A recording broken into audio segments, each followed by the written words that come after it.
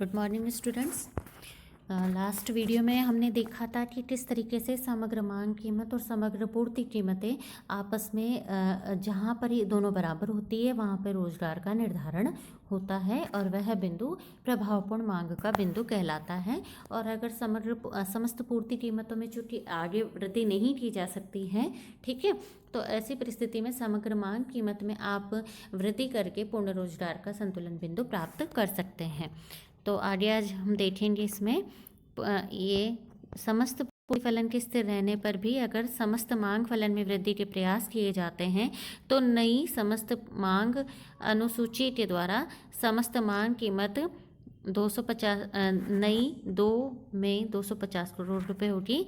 इसमें समस्त मांग कीमत और समस्त पूर्ति कीमत रोजगार के स्तर पे 25 लाख पर बराबर है, अतः यह पूर्ण रोजगार संतुलन है, क्योंकि इस पूर्ण रोजगार स्तर पे पहुंचने के बाद समस्त मांग कीमतों और समस्त पूर्ति कीमतों के बढ़ने के बावजूद भी रोजगार में वृद्धि नहीं होगी। आप इसको डायग्राम से भी देख सकते हैं। आप इस डायग्राम में देखिए कि लागतों को और को आपने यहाँ पर ये वर्टिकल दिखा रहे हैं आप लागत और प्राप्तियों को, ठीक है। रोजगार के स्तर को आपने हॉरिजॉन्टल दिखाया है, ठीक। और समस्त पूर्ति फलन जो ASF है ये आपके O पॉइंट से निकल रहा है, ठीक है। और ये लंबवत हो जाता है बाद में। इसका मतलब ये है कि इससे आगे रोजगार नहीं दिया जा सकता है या पूर्ण रोजगार का यह बिंदु प्राप्त हो रहा है। ये समस्त मांग फलन है, आप इसको वक्र के रूप में यहाँ दे सकते हैं ADF।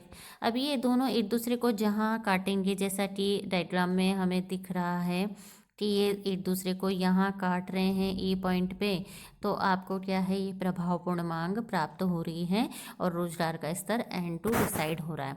अगर मान लीजिए रोजगार का स्तर N1 है तो समस्त मांग और समस्त पूर्ति फलन में जो अंतराल है वह अंतराल है LM के बराबर, ठीक है। अब अगर मान लीजिए चूंकि ये है बाद में ये कर्व आपका लंबवत हो रहा है, समस्त पूर्ति फलन का कर्व, तो ये लंबवत पॉइंट के बाद में आप चाहे आप रोजगार की मात्रा बढ़ा नहीं सकते, तो रोजगार की मात्रा जो मैक्सिमम आप बढ़ा सकते हो वो आप यहाँ तक बढ़ा सकते हो। तो आप क्या कर सकते हैं, समस्त पूर्ति फलन समस्त मांग फलन है, इसमें आप वृद्धि करके और आप क्या कर सकते हैं, इसके वर्टिकल पॉइंट पर आप इसको कर सकते हैं। वर्टिकल पॉइंट पे आप इसको लेके आ सकते हैं। कहने का मतलब ये आप यहाँ देखिए, ये जो इसका वर्टिकल पॉइंट आ रहा है, ये आप यहाँ पे ये देखिए आप, ये जो इसका वर्टिकल पॉइंट है, ठीक है ना, AS का ये वर्टिकल पॉइंट है, यहाँ तक अगर आप डिमांड फलन को अगर बढ़ा सकते हैं तो ये पूर्ण रोजगार का बिंदु प्राप्त होगा। क्योंकि आप ये देखिए इसके बाद में ये लंबवत हो रहा है, तो लंबवत होने पर आप चाहे कितनी ही समग्र मांग फलन को बढ़ाते जाए रोजगार का स्तर बढ़ नहीं पाएगा, क्योंकि वो लंबवत होता जा रहा है, ठीक है ना। तो इस पॉइंट तक आप फुल एम्प्लॉयमेंट तक पूर्ण रोजगार के स्तर के बिंदु पर आप रोजगार को बढ़ा सकते हैं। लेकिन अभी अगर हम तालिका को देखें तो उस तालिका के अनुसार जो रोजगार का स्तर निर्धारित हो रहा है वह कहाँ पे हो रहा है, E पॉइंट पे। E पॉइंट क्या है, प्रभावपूर्ण मांग का बिंदु है। ये कैसे डिसाइड हो रहा है, जहाँ समग्र पूर्ति फलन और समग्र मांग फलन एक दूसरे को काट रहे हैं, इंटरसेक्ट कर रहे हैं, वहाँ पर यह डिसाइड हो रहा है। तो आप इसको देख सकते हैं। और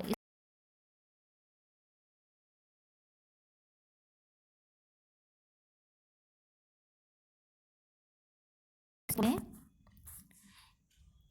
ये प्रभावपूर्ण मांग का बिंदु कहाँ पर है, E, जहाँ पर D और Z बराबर हैं। यह उद्यमियों के कुल अधिकतम लाभ का बिंदु है।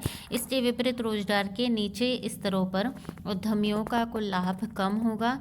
जैसे रोजगार के ON1 स्तर पे LN1 इज वो ज़्यादा है आपका MN1 से, अतः प्रत्याशित आय आवश्यक आय से अधिक है और अधिक व्यक्तियों को रोजगार पर रखना लाभप्रद होगा। इसके विपरीत अगर रोजगार का स्तर NF है तो उद्यमियों की कुल लागत EF-NF होगी, जबकि प्रत्याशित आय आपकी RNF होगी। तो ऐसी परिस्थितियों में उद्यम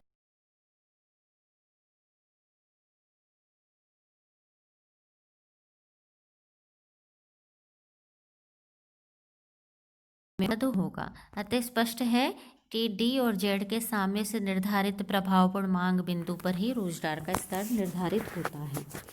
समस्त मांग फलन और समस्त पूर्ति फलन के साम्य द्वारा निर्धारित प्रभावपूर्ण मांग के संतुलन में सदैव पूर्ण रोजगार स्तर ही प्राप्त होना आवश्यक नहीं है।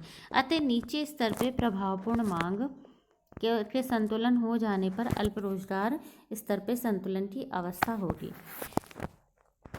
यानी प्रभावपूर्ण मांग जहाँ पर भी आएगी तो जरूरी नहीं है वह पूर्ण रोजगार का बिंदु होगा।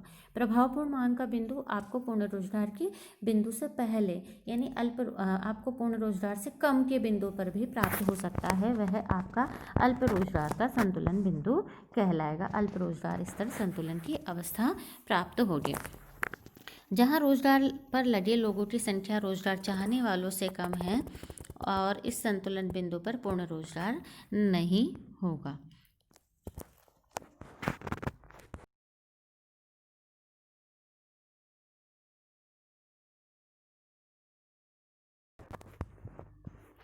अब आप डायग्राम 2 में भी देख सकते हैं। प्रारंभिक समस्त मांग वक्र समस्त पूर्ति वक्र होने पर प्रभावपूर्ण मांग का बिंदु ई अल्प रोजगार ON दर्शाता है, जबकि नई समस्त मांग कीमत वक्र ADF और समस्त पूर्ति कीमत वक्र AS स्थिर रहने पर नया संतुलन बिंदु EF होगा और प्रभावपूर्ण मांग के इस स्तर पे पूर्ण रोजगार स्तर ONF होगा। संतुलन के बिंदु EF के बाद AS वक्र लंबवत होता है जो यथावत रहता है। टिन्स की ये मान्यता थी कि समस्त पूर्ति फलन अल्पकाल में स्थिर रहता है। इस समस्त पूर्ति फलन को हम आप दिखा सकते हैं एस की भांति बाएं से ऊपर दाईं ओर उठता हुआ होगा। पूर्ण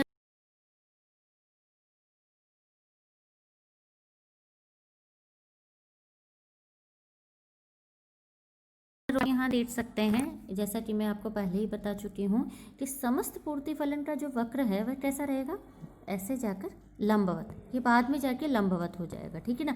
यहाँ तक ये जो ढालू हो रहा है ये क्या बता रहा है, ये जो ढालू होता वक्र बता रहा है कि जैसे जैसे आप उत्पादन बढ़ाते जाएंगे रोजगार की मात्रा भी बढ़ती ही जाएगी, ठीक है। और इसके बाद में यह लंबवत होने का मतलब ये है कि ये है आपका पूर्ण रोजगार का स्तर बिंदु है। इससे आगे अगर आप उत्पादन भी बढ़ाते हैं तो रोजगार की मात्रा नहीं बढ़ेगी। तो आप कब तक रोजगार बढ़ा सकते हैं, पूर्ण रोजगार के बिंदु तक। तो अगर मान लीजिए समस्त मांग समस्त पूर्ति फलन जैसा कि आपके ये जा ही रहा है, ठीक है। अब अगर मान लीजिए समस्त मांग फलन इसको यहाँ काटता है तो ये प्रभावपूर्ण मांग का बिंदु है, लेकिन ये पूर्ण रोजगार का बिंदु नहीं है ना। पूर्ण रोजगार का बिंदु तो कौन सा होगा, यहाँ इस पॉइंट पे आएगा, यहाँ पे ये जो मैं बता रही हूँ आपको यहाँ पर आएगा। अगर समग्र मांग वक्र फिर बढ़ाते हैं तो ये नया प्रभावपूर्ण मांग का बिंदु है, लेकिन ये भी पूर्ण रोजगार का बिंदु नहीं होगा। पूर्ण रोजगार का बिंदु तो वहाँ होगा जहाँ समग्र मांग वक्र इसके लंबवत भाग को काटता हुआ जाएगा, यानी समस्त पूर्ति फलन के लंबवत भाग को जहाँ काटता हुआ जाएगा वह पूर्ण रोजगार का संतुलन बिंदु प्राप्त होगा। तो ये आप इसको डायग्राम के थ्रू भी समझ सकते हैं, ठीक है। प्रभावपूर्ण मांग का बिंदु आपको बता ही दिया है, यह वह को काटते हैं। इस बिंदु पर उद्यमियों की प्रत्याशित आय एक्सपेक्टेड रेवेन्यू रोजगार के उस स्तर पे उनकी कुल लागत के बराबर हो जाती है जो उन्हें अवश्य प्राप्त होनी चाहिए। प्रभावपूर्ण मांग का ये बिंदु ही रोजगार के संतुलन स्तर का निर्धारण करता है। टिन्स ने प्रतिष्ठित रोजगार सिद्धांत में पूर्ण रोजगार की सामान्य अवस्था की आलोचना की थी, जैसा कि मैं बता ही चुकी हूँ कि यह पूर्ण रोजगार के स्तर को मानते थे क्लासिकल, जबकि टिन्स कहते हैं कि पूर्ण रोजगार का स्तर प्राप्त होता नहीं है। ये सामान्य स्थिति नहीं है, ये विशेष स्थिति है। सामान्य स्थिति तो कौन सी है, अल्प रोजगार संतुलन जो हमें प्राप्त होता है वह सामान्य स्थिति है, ठीक है। टिन्स की मान्यता थी कि अल्पकाल में उत्पादन की तकनीकी दशाओं, कच्चे माल और भौतिक साधनों की मात्रा में विशेष परिवर्तन संभव नहीं होने से समस्त पूर्ति फलन तो स्थिर रहता है और रोजगार स्तर को निर्धारित करने में समस्त मांग फलन ही अधिक महत्वपूर्ण होता है। ये मोस्ट इम्पॉर्टेंट बात इन्होंने बताई है कि चूँकि आप ASF में तो चेंज कर नहीं सकते हो, क्यों नहीं कर सकते हो? क्योंकि अल्पकाल में आप टेक्नोलॉजी को चेंज नहीं कर सकते हो, कच्चा माल, भौतिक साधन की मात्राओं को चेंज नहीं कर सकते हो। तो अगर आपको रोजगार बढ़ाना है तो ये क्या कहते हैं, रोजगार बढ़ाने के लिए आपको समग्र मांग फलन में ही परिवर्तन करना होगा, इसे ही बढ़ाना होगा। इसे बढ़ाएंगे तो अपने आप क्या होगा, रोजगार बढ़ जाएगा। ये अल्पकाल की बात है, ठीक है। अल्पकाल के लिए वह ये कहते हैं समग्र, अतः समस्त मांग फलन में वृद्धि करके ही प्रभावपूर्ण मांग का बिंदु अल्प रोजगार के ई बिंदु से पूर्ण रोजगार के ई एफ बिंदु तक बढ़ाया जा सकता है, ठीक है। ए एस समस्त पूर्ति वक्र है, जबकि ए डी समस्त मांग वक्र। तो ये जहाँ एक दूसरे को काटते हैं वह प्रभावपूर्ण मांग का बिंदु है। अगर ये पूर्ण रोजगार के बिंदु से पहले कटते हैं, आपस में मिलते हैं, एक दूसरे को काटते हैं, तो ये अल्प रोजगार संतुलन बिंदु का द्योतक है। तो आप अब आप देखिए कि किन्स कह रहे हैं कि चूंकि आप इसमें तो चेंज कर नहीं ही सकते हैं, तो आप इसमें चेंज करके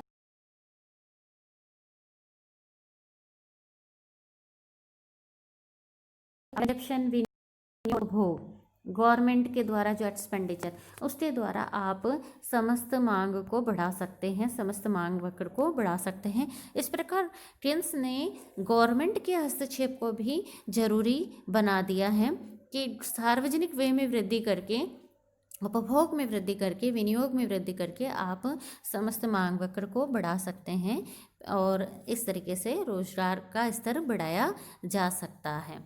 तो प्रभावपूर्ण मांग पर सदैव पूर्ण रोजगार आवश्यक नहीं है। अगर ये प्रश्न आता है कि ये कथन बताइए है कि प्रभावपूर्ण मांग पर सदैव पूर्ण रोजगार आवश्यक नहीं है, तो आप इसको बहुत अच्छे से डायग्राम के थ्रू एक्सप्लेनेशन दे सकते हैं। बहुत सिंपल सा क्वेश्चन है ये। अगर प्रभावपूर्ण मांग का निर्धारण निम्न स्तर पे ही हो जाता है तो अर्थव्यवस्था में अल्प रोजगार की स्थिति होगी, और प्रभावपूर्ण मांग में वृद्धि द्वारा अल्प रोजगार स्तर से पूर्ण रोजगार स्तर पे पहुंचने का प्रयास किया जाता है।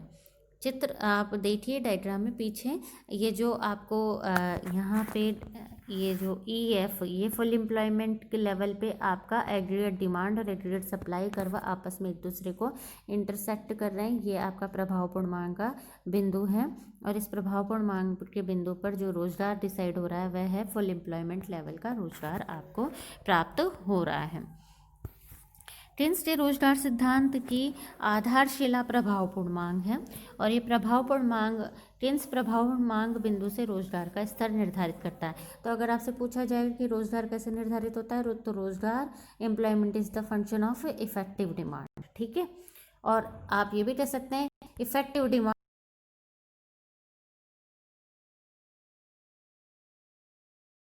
फंक्शन, इन दोनों का ही तो फंक्शन है ये, ठीक है। प्रभावपूर्ण मांग का बिंदु स्वयं समस्त मांग फलन के साम्य से निर्धारित होता है। अगर ये साम्य अल्प रोजगार पे ही हो जाता है तो बेरोजगारी का निराकरण करने तथा पूर्ण रोजगार की प्राप्ति हेतु किन्स प्रभावपूर्ण मांग में वृद्धि का सुझाव देता है।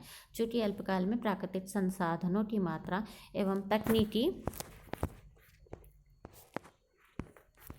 एवं तकनीक को आप बढ़ा नहीं सकते हैं, ऐसी परिस्थिति में केन्स के रोजगार सिद्धांत में समस्त मांग फलन को ही अत्यधिक महत्व इन्होंने दिया है। इन्होंने बताया है कि रोजगार आय का फलन है, आय तथा उत्पादन प्रभावपूर्ण मांग द्वारा निर्धारित होते हैं। अतः बेरोजगारी के निराकरण के लिए और पूर्ण रोजगार की प्राप्ति के लिए उसने प्रभावपूर्ण मांग में वृद्धि को आधार बनाया है। उसके अनुसार प्रभावपूर्ण मांग के जो घटक हैं वे कौन कौन से हैं, उपभोग, विनियोग है। और इस प्रकार के इसने प्रभावपूर्ण मांग में वृद्धि के लिए उपभोग, विनियोग और साथ में सार्वजनिक व्यय, इन तीनों में वृद्धि करने पर जोर दिया है। ये आप देख सकते हैं कि अब अगर हम देखें कि प्रभावपूर्ण मांग क्या निर्धारित करता है, आय, उत्पादन और रोजगार। और प्रभावपूर्ण मांग किस पर निर्भर करता है, ये समस्त पूर्ति फलन और समस्त मांग फलन के साम्य से निर्धारित होता है। चूँकि समस्त पूर्ति फलन क्या है आपका, आप इसको इसमें देख सकते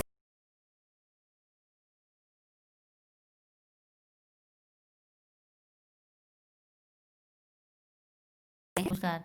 किस पे निर्भर है, प्रभावपूर्ण मांग पर निर्भर है। अब प्रभावपूर्ण मांग किस पे निर्भर है, समस्त मांग फलन और समस्त पूर्ति फलन, ठीक है। समस्त पूर्ति फलन के लिए कहते हैं कि चूंकि अल्पकाल में स्थिर है। स्थिर क्यों है, क्योंकि भौतिक साधनों की मात्रा तथा टेक्नोलॉजी स्थिर है। तो हम क्या कर सकते हैं, रोजगार बढ़ाने के लिए समस्त मांग फलन में वृद्धि कर सकते हैं। समस्त मांग फलन किस पे निर्भर है? उपभोग, विनियोग और सरकारी व्यय के ऊपर। उपभोग किस पे निर्भर है? उपभोग निर्भर है आय का आकार और उपभोग की प्रवृत्ति पर निर्भर है।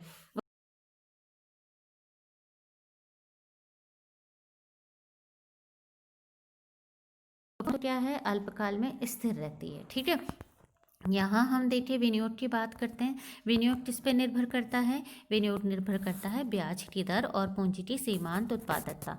ठीक है, यानी रेट ऑफ इंटरेस्ट और आप कह सकते हैं मार्जिनल एफिशिएंसी ऑफ कैपिटल, इसके ऊपर आपका क्या है, निवेश निर्भर करता है। जब तक ये ज़्यादा रहेगा तब तक विनियोग होता रहेगा।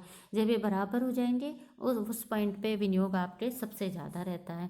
और जब ये जस्ट इसके अपोजिट हो जाता है, रेट ऑफ इंटरेस्ट आपके ज़्यादा हो जाती है, एम से कम हो जाती है, तो विनियोग कम होना स्टार्ट हो जाता है। ब्याज की दर किस पर निर्भर करती है? क्योंकि केन्स क्या मानते हैं कि ब्याज की दर जो है वह मौद्रिक तत्व है, और ये मौद्रिक तत्व किससे निर्धारित होता है? मुद्रा की मांग और मुद्रा की पूर्ति से। द्रव्य मुद्रा की मांग के लिए इन्होंने तीन चीजें ली हैं। मुद्रा की मांग किस लिए की जाती है? लेन देन